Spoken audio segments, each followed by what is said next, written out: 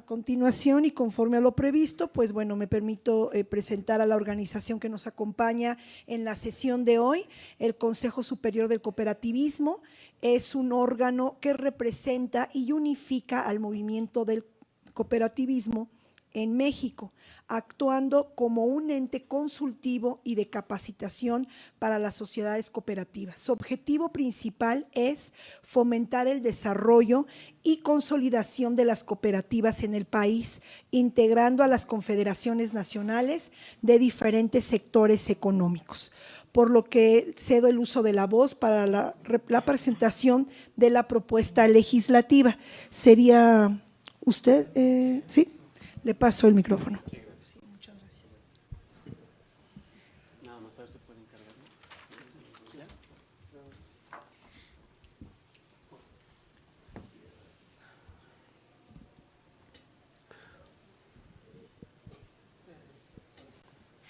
Bien, pues buenas tardes. Agradecido por este espacio que nos brindan al Consejo Superior Cooperativo, Consejo Superior Cooperativo.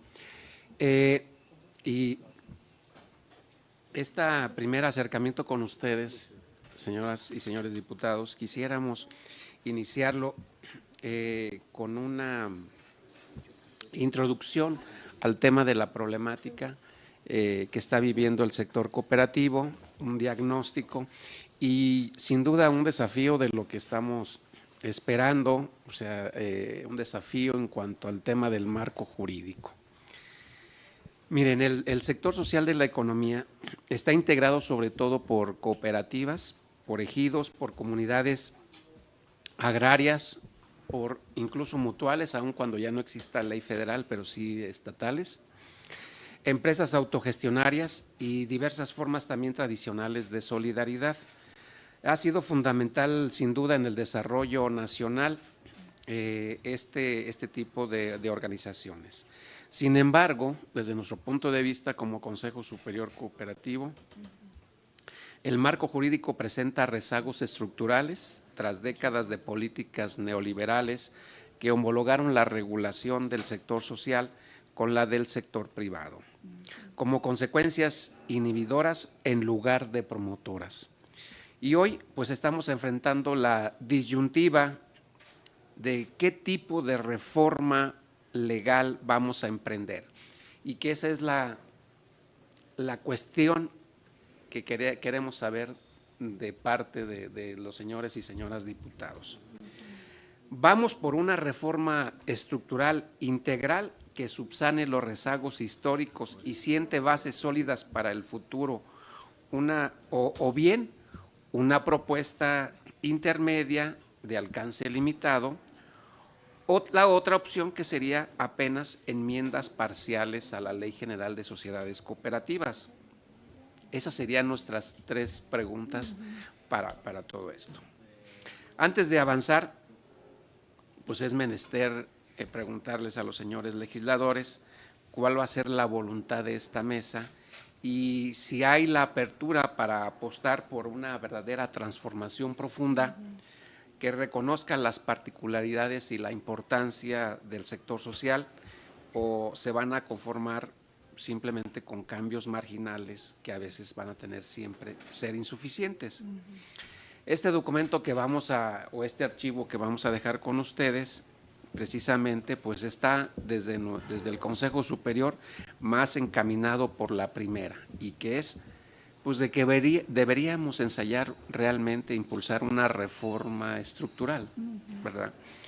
Una reforma sustancial, exponiendo sin duda la trayectoria histórica y la trascendencia actual del sector social en nuestro país, los obstáculos y las distorsiones que el marco normativo vigente le está imponiendo, y tercero, una propuesta de nuevo marco jurídico adecuado para detonar todo el potencial no solamente del tema cooperativo, en general de todo el sector social.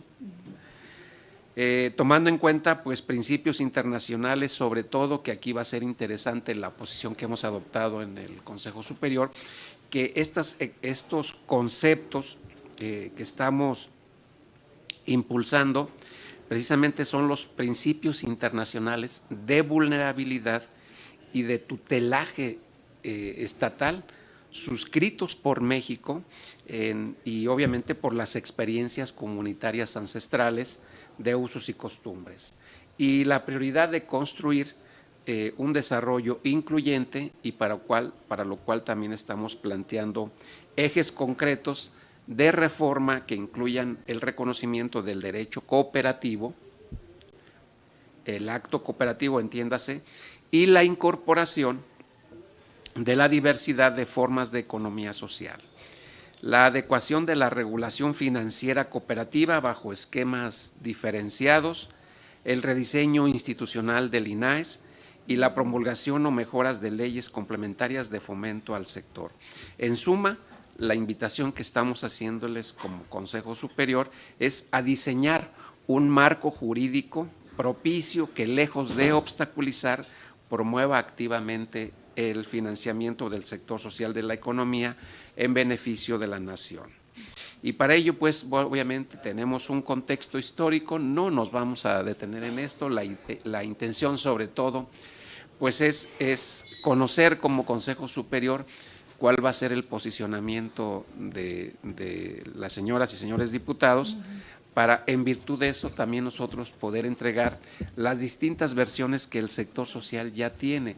Déjenme decirles que a lo largo de estos 25 años que tenemos ya de experiencia en todo esto, el sector social y en particular el cooperativo tiene ya sendos trabajos a lo largo de estos 25 años que en muchas ocasiones estos no pudieron caminar en las cámaras, pues simplemente porque había otros gobiernos que no estaba en el radar el tema del sector social y el tema del cooperativismo, no estaban en la agenda simplemente, y esto pues obviamente nos provocó muchos retrasos. Por ello, decirles que consideren que en este antecedente histórico, el sector social, que es por el que estamos hablando, no solamente por la figura asociativa cooperativa, tenemos realmente manifestaciones de solidaridad, de ayuda mutua, de cooperación en las raíces comunitarias y cooperativas que se remontan a las prácticas indígenas y campesinas ancestrales, basados en la ayuda mutua y en la solidaridad, tradiciones como el tequio, el trabajo comunitario gratuito en beneficio colectivo, o la guelaguetza, que es ayuda recíproca material, económica o personal entre familias, que han operado por siglos como mecanismos de cohesión social y producción comunitaria. Y estas formas de organización por usos y costumbres han sido fundamentales para la supervivencia y el bienestar en muchas regiones, funcionando como una protoeconomía social al margen y a menudo en ausencia del Estado. Con la consolidación del Estado mexicano, especialmente a raíz de la Revolución de 1910, el país reconoció formalmente al sector social.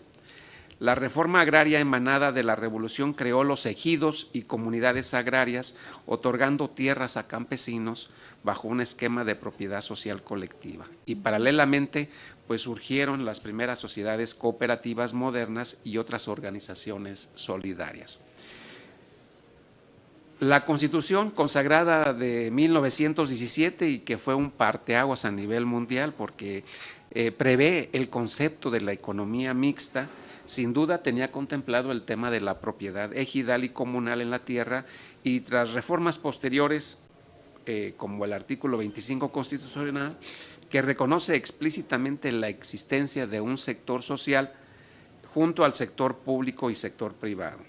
Durante gran parte del siglo XX, el Estado promovió al sector social mediante instituciones como bancos ejidales, uniones de crédito y la creación de la Ley de Cooperativas, primera edición en 1938 y posteriormente una actualizada hasta 1994, y algunos programas de fomento. No obstante esto, el avance neoliberal de los últimos 40 años marcó un punto de inflexión a partir de la década de los 80 y especialmente con las reformas estructurales de los años 90, que impuso una visión que busca equiparar al sector social con el sector privado bajo lógicas de mercado. Ejemplos claros fueron la reforma agraria de 1992, que permitió la privatización de las parcelas ejidales, desmontando en parte la protección histórica de la tierra social, la Ley General de Sociedades Cooperativas del 94, promulgada en el apogeo del libre mercado, que si bien modernizó algunas figuras, también eliminó los apoyos y flexibilizó controles estatales, y posteriormente la ley para regular las actividades de las sociedades cooperativas, Ley de Ahorro y Crédito, en el 2001, y la LRASCAP en el 2009, que sujetó en particular a las cooperativas de ahorro y préstamo a la supervisión bancaria tradicional. Estas medidas inspiradas en criterios de eficiencia privada ignoraron la naturaleza particular del sector social y asimismo pues construyeron narrativas sesgadas que tachaban a la empresa social de ineficiente o inviable y legitimando con ello la reducción del apoyo público y la imposición de estrictos requisitos regulatorios. En resumen, pues, el marco jurídico pasó de ser promotor o en gran medida inhibidor, se dejó de reconocer las diferencias de propósito y condición del sector social, exigiéndole operar bajo reglas pensadas para el lucro privado, lo que agravó su desventaja. Más aún, se establecieron conceptos incluso ya de especulación, que es someter, por ejemplo, a las organizaciones cooperativas en un marco donde precisamente comulga con bancos, con otras instituciones del sector privado que nada tienen que ver con la naturaleza de nuestras organizaciones. La importancia de nuestro sector, sin duda, tanto en la economía como en la cultura y el bienestar, es amplia. No voy a entrar en materia a desglose, pero sí comentarles que tan solo, por ejemplo, una de las figuras reconocidas como parte del sector social y que hasta el momento no han tenido un reconocimiento legal que les permita sacar adelante, pongo concretamente los ejidos, que hoy actualmente pues, no son la gente sujeta de crédito, porque simplemente el ejido es de propiedad comunal. Bueno, este tipo de situaciones, si bien es cierto que ellos no están bajo un marco jurídico para ayudar en todas estas adecuaciones, pero no podemos desconocer que hoy en día existen más de 30,000 núcleos agrarios y que representan 28,595 ejidos y 1,975 comunidades, donde residen y trabajan millones de personas. Y esta amplia fracción del campo mexicano es el que nos está dando de comer, aunque digamos que no existe, que no tiene derecho a existir, pues ellos son los que aportan un gran porcentaje de lo que son los alimentos básicos. Y en efecto, señalamos que más de 5.6 millones de mexicanos son ejidatarios, comuneros. Con esto, pues, les planteo el asunto de la dimensión de que hay figuras asociativas que no están en la parte legal, pero que no por esto dejan de existir. Evidentemente el tema del ejido pues es que no existen marcos legales adecuados, son parte del sector social, son ejidos y comunidades que han persistido e incluso han aumentado su productividad, adaptándose pues, y sobreviviendo a las situaciones. Tenemos las cooperativas y empresas sociales en todos los sectores, tenemos las sociedades cooperativas que se encuentran en actividades diversas, producción industrial, Pascual Boing, Cruz Azul y grupos de artesanos, servicios, como las cooperativas también de ahorro y préstamo en Alcona, Luz y Fuerza del Centro, que son también cooperativas a partir de una especie de empresa recuperada, producto pues de que los compañeros fueron desplazadas a la mala de Luz y Fuerza del Centro también. Entonces, todos estos conceptos hablan que sumándose a las cooperativas de vivienda, de transporte, entre otras, hacen un gran movimiento cooperativo nacional y que es diverso y extenso. El impacto social, sin duda, pues es que las organizaciones no persiguen únicamente los indicadores financieros, sino que generan capital social y mejoran la calidad de vida de sus integrantes y sus comunidades. Muchas cooperativas dedican parte de sus excedentes a financiar la educación, el recreo, la salud y la cultura del ahorro entre los sectores populares.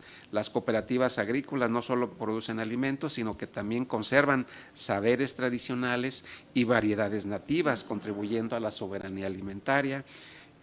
Las empresas comunitarias forestales también, que han demostrado ser eficaces en la conservación de bosques. En fin, a todo esto pues quiero decirles que hay un universo grandísimo de organizaciones, de personas que a diario comulgan en este concepto que hemos llamado el mundo del sector social. Por ello, es de importancia destacar los rezagos y las distorsiones, ya entrando en materia del marco jurídico vigente. Entiéndase pues que es un marco jurídico que viene prácticamente desde 1994 y que hasta a la postre no ha tenido más que algunos parches para acoplarlos con leyes de otra índole. Caso concreto como la LRASCA, por ejemplo, para empatar las disposiciones. Pero sí es importante destacar que en el caso de estos rezagos, sin duda lo que tenemos hoy en día es que a pesar del reconocimiento constitucional en el 25 concretamente, estamos viviendo una homologación normativa con el sector privado.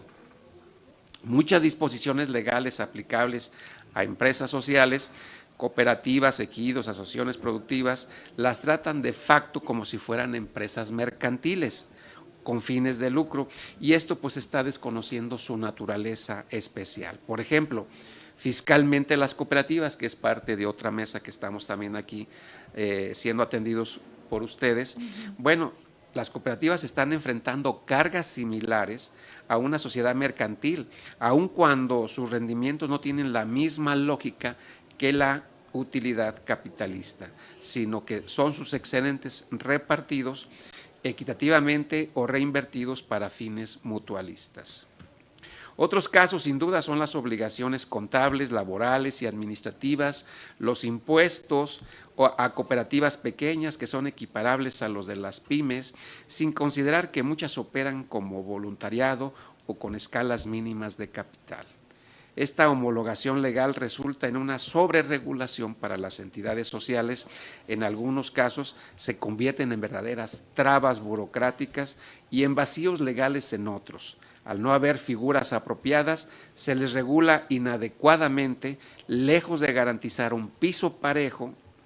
Esta situación agrava la desigualdad y se le pide al débil que compita con las mismas reglas del fuerte, ignorando con su propósito y su contexto, que son totalmente distintos. Falta ya entrando más en materia, en nuestro marco jurídico, falta del reconocimiento del acto cooperativo y del derecho cooperativo. Esa es una deuda ancestral que se tiene ya con el sector social.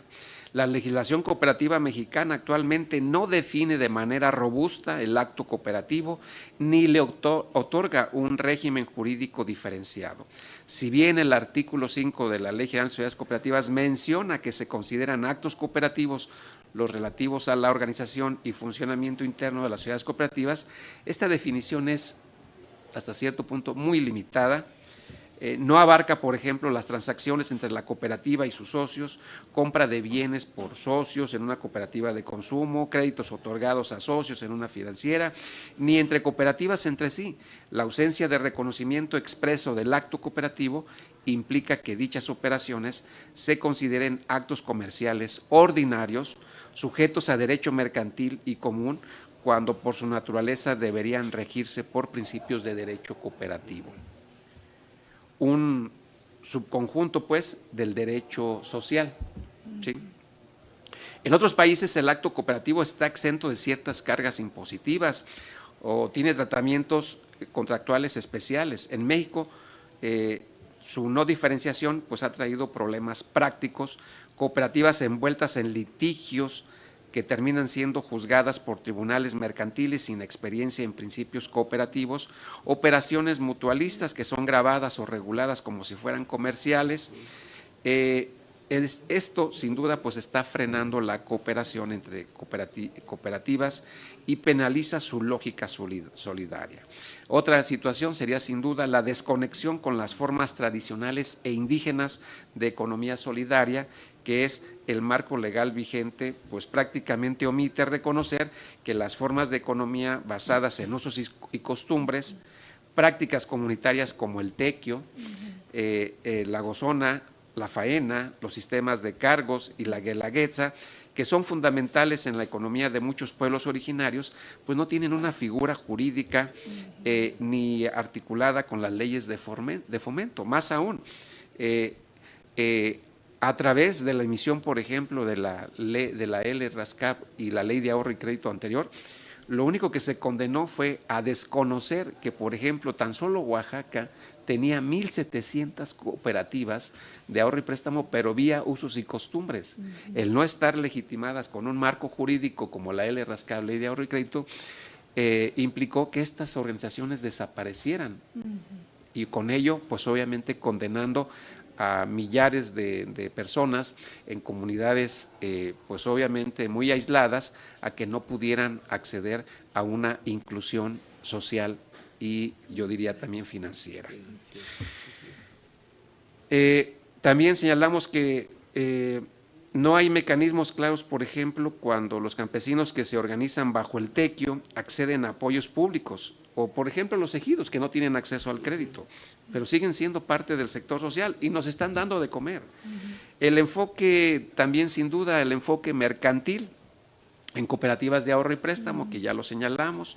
Un caso sin duda para comentar es el tema de ahorro y préstamo, que pues fue literalmente asociado a las reglas básicas de Basilea y ligado a un regulador que nada tiene que ver con nosotros, que es la Comisión Nacional Bancaria y de Valores. Decirles que incluso aquí en la misma Comisión Permanente del 2015 se hizo una petición a Basilea donde se le pidió que respondiera si las organizaciones del sector social estaban sujetas a la regulación prudencial que se aplica a los bancos. La respuesta fue contundente, no, ellos solamente les importan los 5 bancos con riesgo sistémico global que están en nuestro país, ni siquiera la banca de desarrollo, ni siquiera los bancos regionales, pues mucho menos las cooperativas de ahorro y préstamo, sin duda, pero se está haciendo y estas son parte de las distorsiones. Claramente este tipo de ejemplos contradicen el principio de equidad, no se puede medir con la misma vara en el caso de ahorro y préstamo a un banco cuyo objetivo es la rentabilidad del accionista y a una cooperativa cuyo objetivo es brindar servicios a sus socios. También comentarles que hay debilidad institucional en el fomento y tutelaje del sector. Si bien México cuenta con el INAES, este no ha tenido el peso suficiente para incidir en todas las políticas relativas al sector social. El INAES, como órgano desconcentrado hoy de la Secretaría de Bienestar, opera principalmente como ejecutor de programas de financiamiento y capacitación a empresas sociales. Ha sido instrumental en apoyo de proyectos productivos, pero no obstante, pues carece de atribuciones que realmente apoyen, fortalezcan, impulsen, incluso como lo que era su antecesor, que fue el FONAES, ¿verdad? Esto sin duda se suma a la ausencia de incentivos y de estímulos adecuados. Otra falla del marco actual es la escasez de incentivos legales, derivado no porque no exista en la ley, el artículo 94 de la Ley General de Sociedades Cooperativas, que fue un producto derivado de la extinción del Banco Obrero Cooperativo de 1985, se quedó en ley de que el gobierno era su responsabilidad, bueno, la Secretaría de Hacienda, de emitir los fondos de garantía para que el sector cooperativo de producción en general, de toda índole, tuviera acceso al crédito de comercial o de desarrollo. Ese artículo 94, hasta la fecha sigue en letra muerta, no se ha aplicado, no hay fondos de garantía y eso es una clara muestra del por qué el sector social batalla, adolece del acceso al financiamiento, una vez que, como reitero, desapareció lo que había generado un boom cooperativo del 1938 hasta antes del 85, que fue el Banco Obrero Cooperativo, que era la banca de desarrollo del sector social. Eso también desapareció. Obviamente hoy pues se tiene más que nunca pues la necesidad de instaurar un concepto de banca de desarrollo del sector social, en general de la economía social y solidaria. Tocamos el tema de los fundamentos para la reforma y lo anunciamos en la parte de inicio.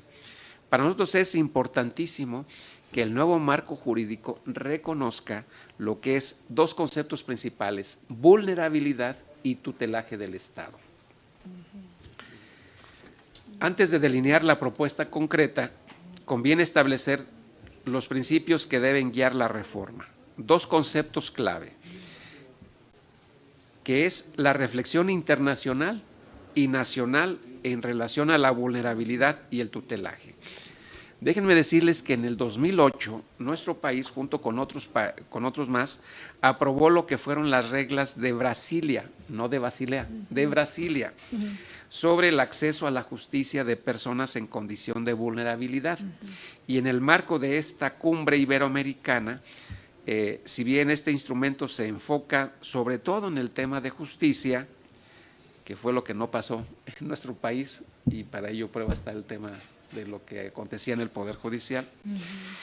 Su definición de persona en condición de vulnerabilidad ofrece un marco conceptual aplicable al ámbito económico y social.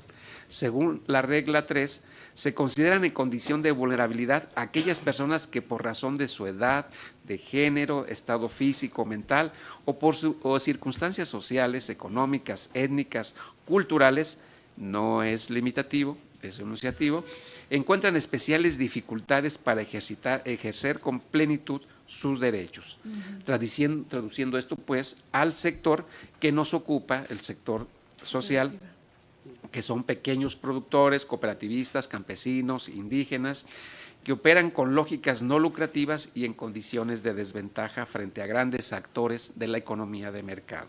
Pueden ser entendidos como sujetos en situación de vulnerabilidad económica estructural, pero también hay vulnerabilidad por piso, por salud, por educación, por trabajo. Todos los inmigrantes, pues basta verlos también. Y sin duda hoy ellos son parte de un sector social que nos representan 65,000 millones de dólares al año, de gente que expulsamos en nuestro país por no brindarles las condiciones idóneas de un buen empleo. Reconocer pues esta vulnerabilidad no implica, quiero dejar muy claro, no implica asumir a estos sujetos como pasivos o incapaces, porque eso es lo que nos vendieron por mucho tiempo los gobiernos neoliberales. Nos estuvieron imponiendo que el pobrecito, que el jodido, nos decían a las cooperativas los bancos de los pobres, los bancos de los jodidos, cuando en realidad con esta dimensión de lo que se firmó, por ejemplo, en Brasilia, es identificar que se requieren medidas reforzadas de apoyo y de protección para nivelar el terreno de juego. Aquí entra el segundo concepto, la tutela del Estado. Desde la perspectiva de las reglas de Brasilia, se establece que las autoridades, los estados, deben de brindar una especial tutela a ciertos grupos de personas vulnerables para garantizar la igualdad efectiva de condiciones. Llevado pues al plano económico, esto significa que el Estado tiene la obligación de tutelar, o sea, proteger activamente y promover a las organizaciones y personas del sector social por ser portadoras, nada más por eso, de una lógica distinta al lucro individual y hallarse en desventaja en una economía de mercado abierta.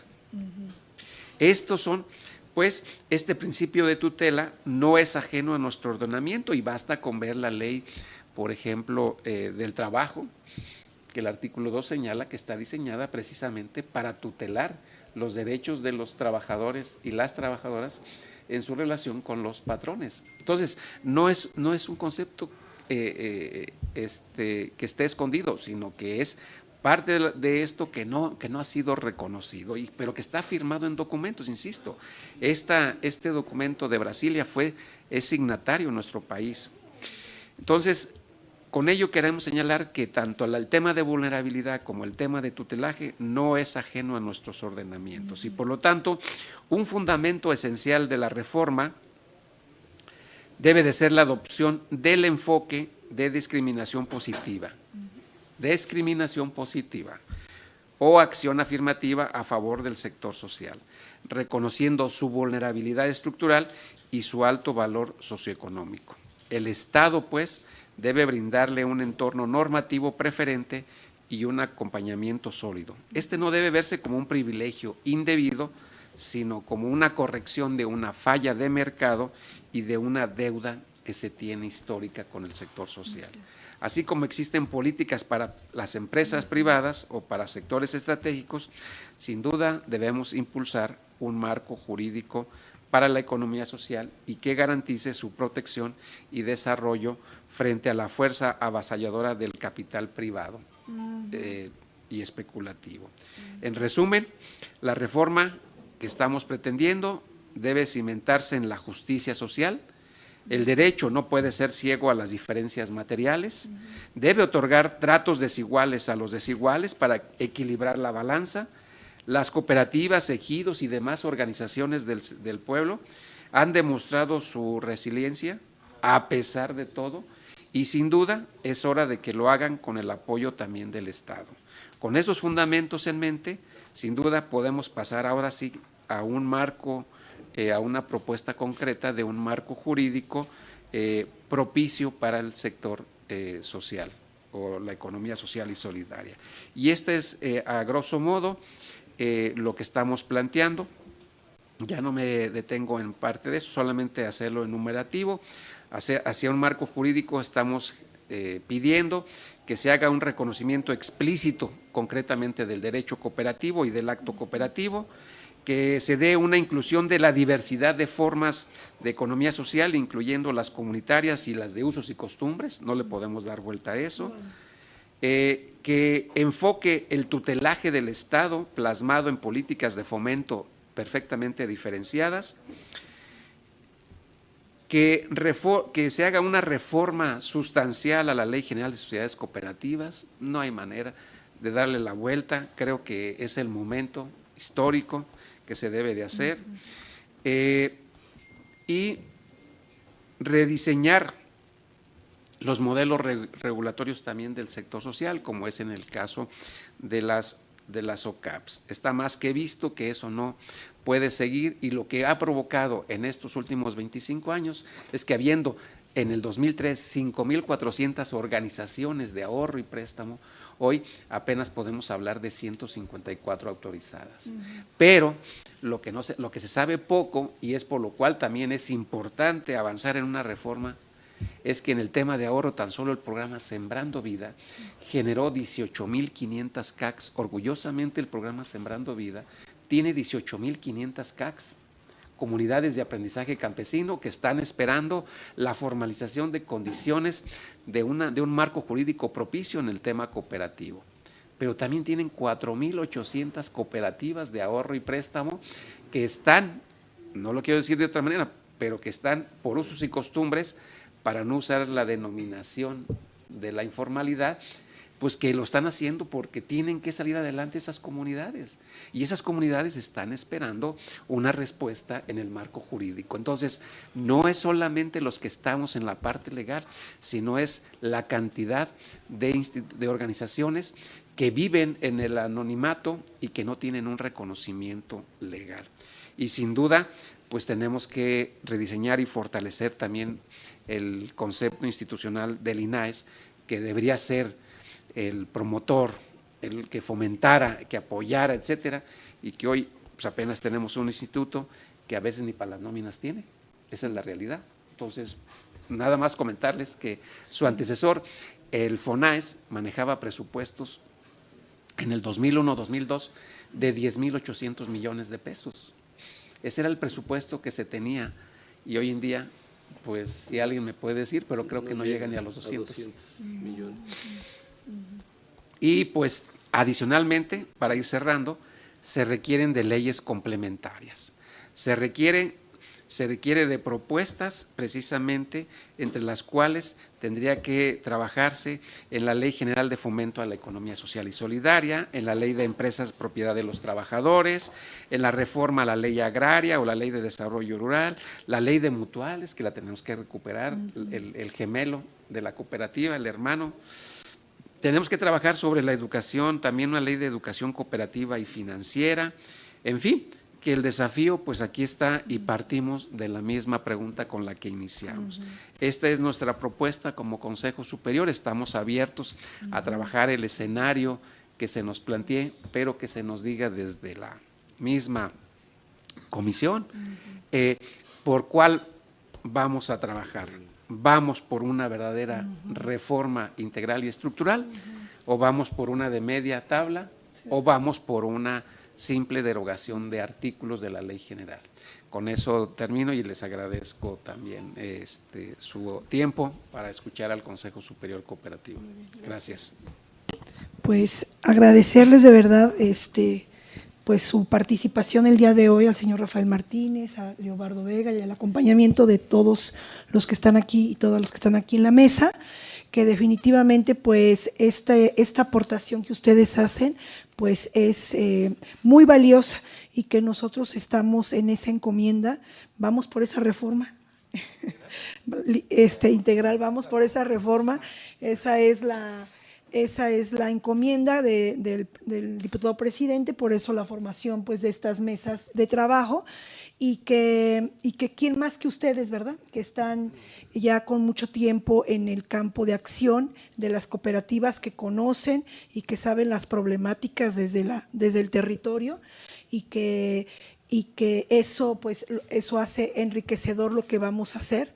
Considero lo mismo, yo creo que estamos en un momento histórico en donde la situación económica tiene que cambiar por bien del planeta y por bien de todos. Leemos este modelo neoliberal que se ha vivido en el país y a nivel mundial, pues lo único que ha traído es pobreza, lo único que ha traído pues es ese problema al planeta y que también nos deja la única opción de ser empleados, nunca con la opción de poder ser emprendedores o poder ser dueños de lo que, pues de algún emprendimiento que tengamos, ¿no? Entonces, estamos estamos en la misma sintonía. De verdad, yo les agradezco mucho pues esta participación, los documentos que ustedes nos van a dejar para su análisis y que cuenten con nosotros. Esa es la encomienda, no por menos es el año del cooperativismo y que desde que inició nuestra presidenta, la doctora Claudia Sheinbaum, se ha enfocado mucho pues en el tema de la justicia social, y esto es la justicia social. Tenemos que darle ese marco legal, jurídico, esa certeza a todas y a todos los que se dedican a la economía social. Entonces, pues cuenten con ese apoyo y que muy agradecida por su participación, por este enriquecimiento para poder hacer un trabajo digno desde la Cámara de Diputados. Bueno, no sé si